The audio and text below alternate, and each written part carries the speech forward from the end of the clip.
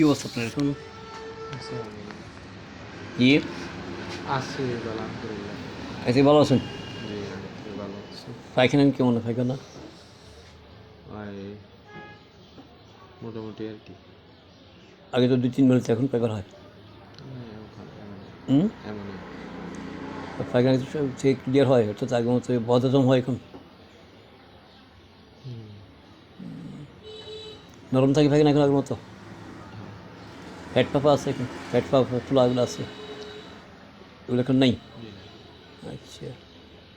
আর যে অল্প খেলে যে অনেক কিছু মনে হচ্ছে এরকম লাগে এখন?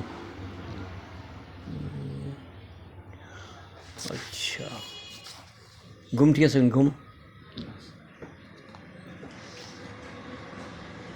আর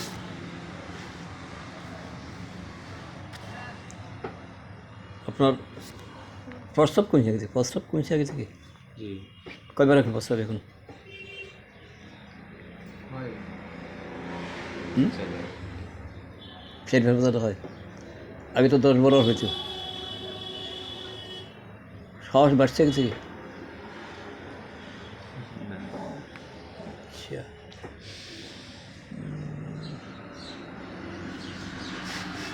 তাহলে ঘুম ঠিক আছে এখন?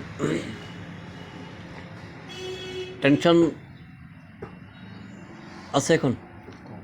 কমছে এখন একটু?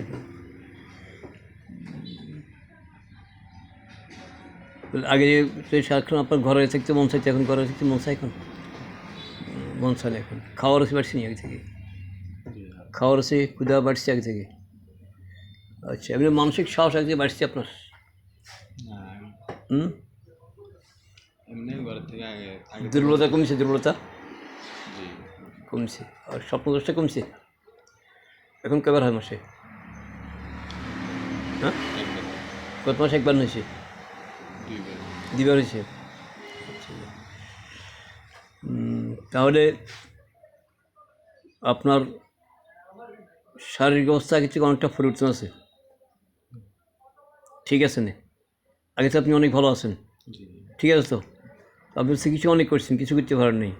8 বছর এই সমস্যা ভুগতেছেন। আসছেন অথচ পায়খানা সমস্যা নিয়ে, আসছেন পেটের সমস্যা নিয়ে।